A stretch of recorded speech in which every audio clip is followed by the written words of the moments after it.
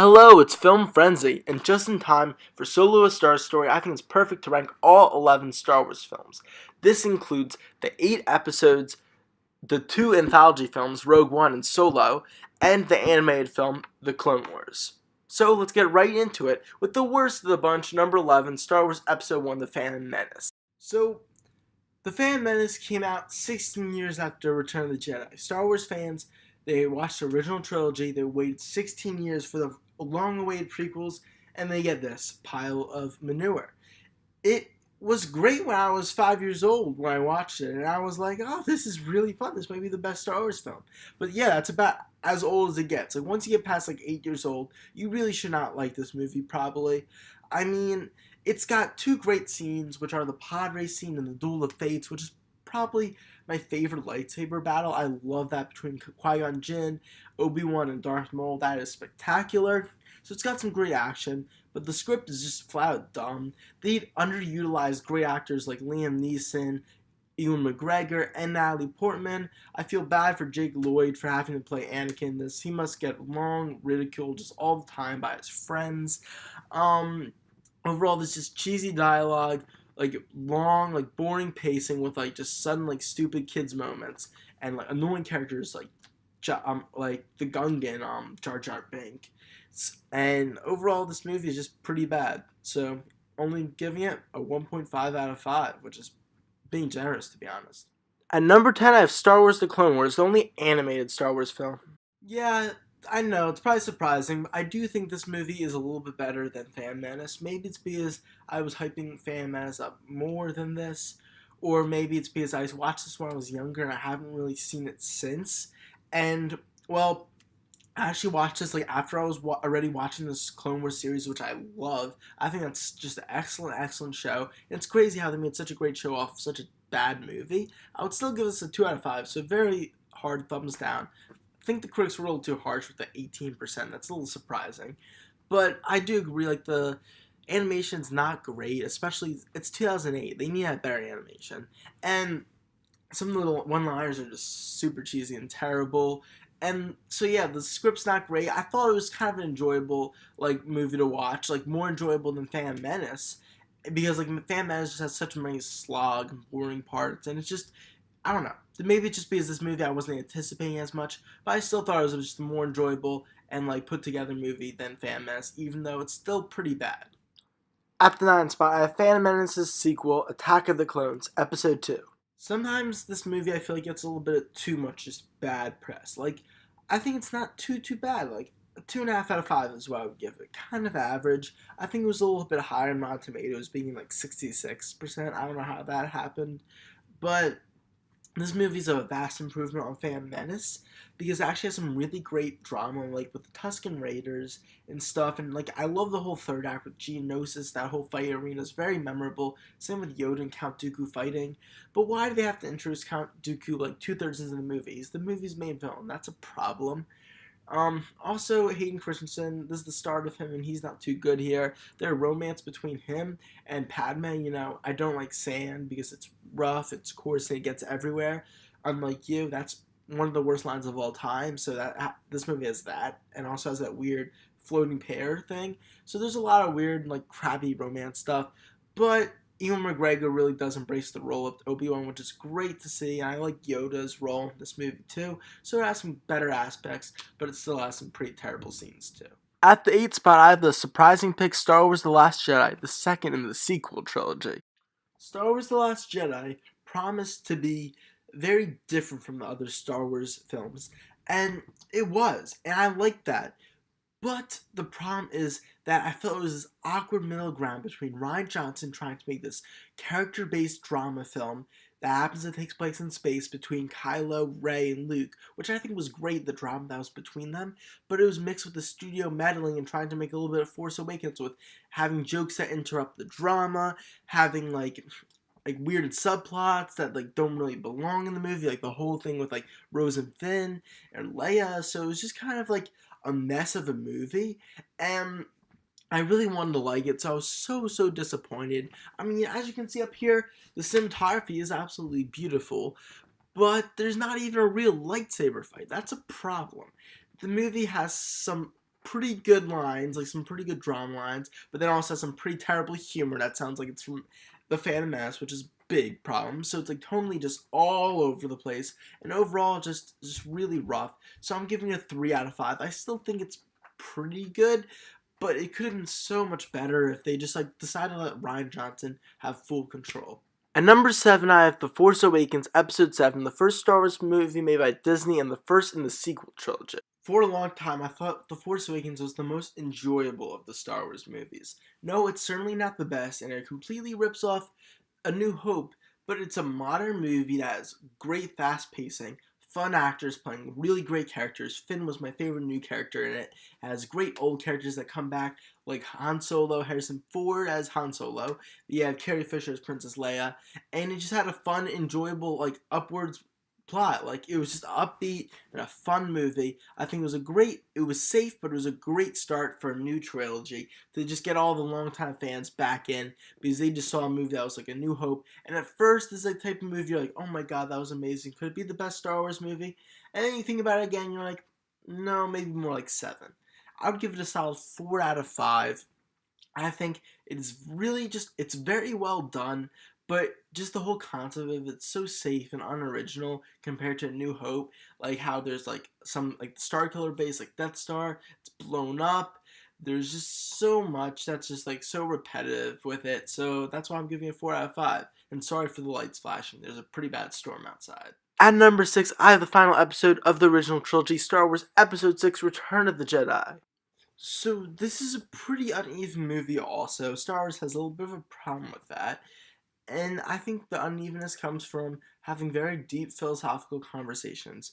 Like the ending, which I thought was brilliant. Like I love like how Darth Vader, he becomes like good again. He kills Emperor Palpatine. That was perfect. It was a perfect end to this trilogy and as to the 6th movie saga when they made the prequels. It just completes the Anakin Skywalker arc perfectly. And I love Luke Skywalker trying to make his dad good again. I love all of that. And I love like Lando's in it more, Han Solo and Leia's romance. Just a fun ending celebration. It's great, but the Ewoks are pretty bad because they're just like very little kiddish and they feel a little bit like a low-key version of the Gungans. And that's not really what you want from this movie. It's a very George Lucas thing to try and make it for like little kids. I don't love it that much because it makes the stormtroopers seem not as scary, but there's still some great space battles. I don't like that there's another Death Star. I thought that was pretty dumb. But overall still, it's a pretty great movie. And I give it a solid 4 out of 5. Very close to Force Awakens. At the 5 spot, I have the latest Star Wars movie to come out, Solo: A Star Wars Story. I don't know why the critics were so hard on this movie. 71%, really? I think this was just great. It really blew my expectations out of the water.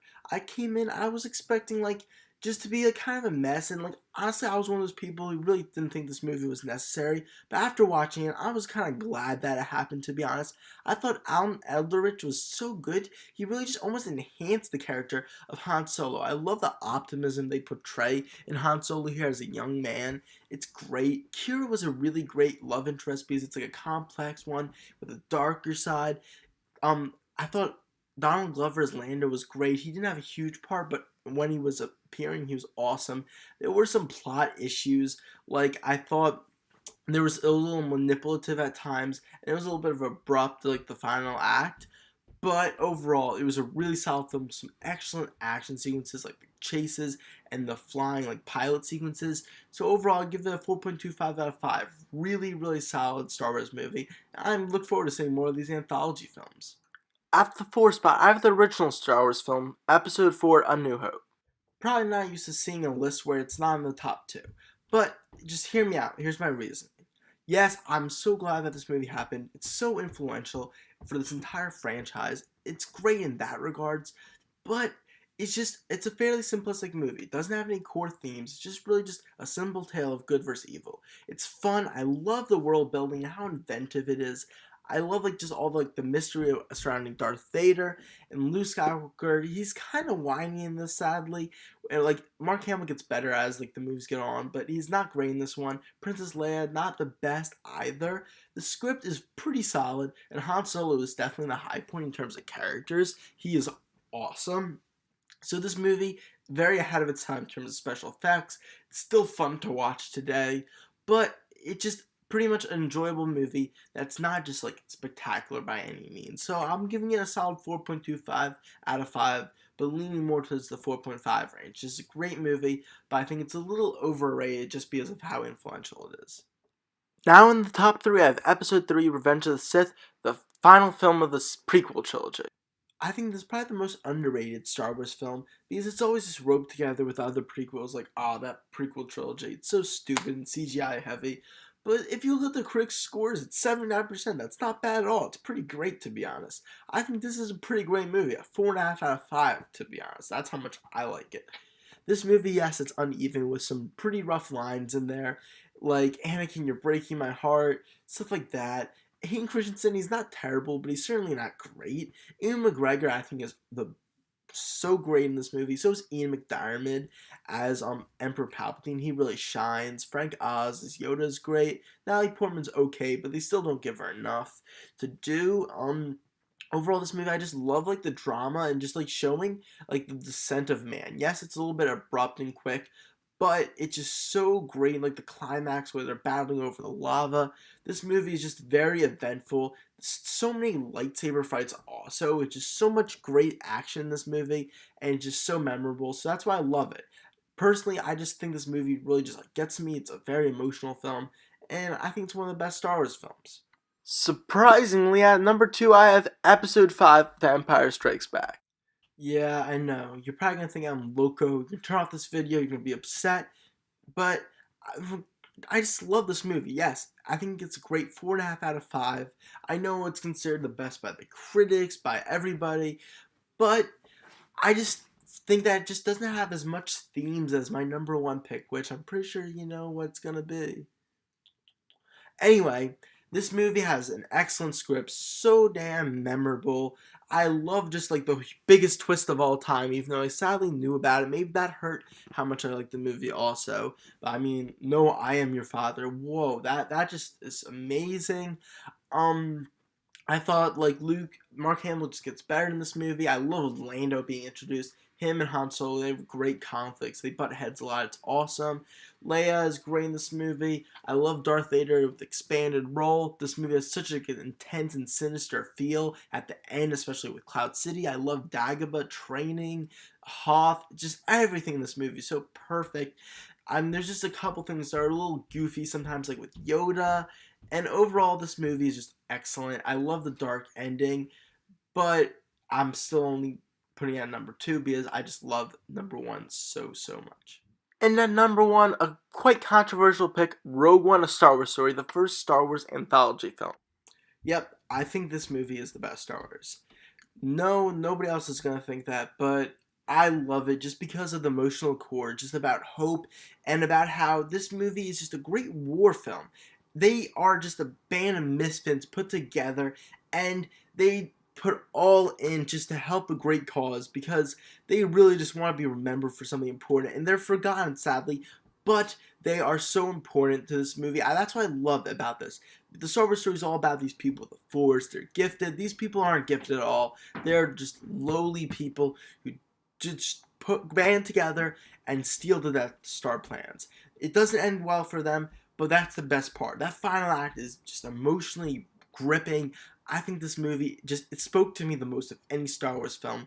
Yeah, I know everybody's going to be like, Empire Strikes Back is more quotable, it's more memorable, it's more of a classic, all that's true. But when I saw this, I was just thinking, this is the best Star Wars film I've ever seen.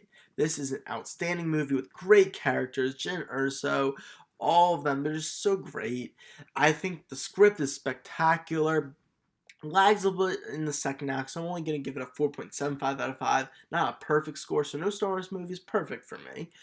But overall, this is just a spectacular film, not just a spectacular Star Wars film. So thank you for watching. Comment your opinions on the Star Wars films and your ranking down below.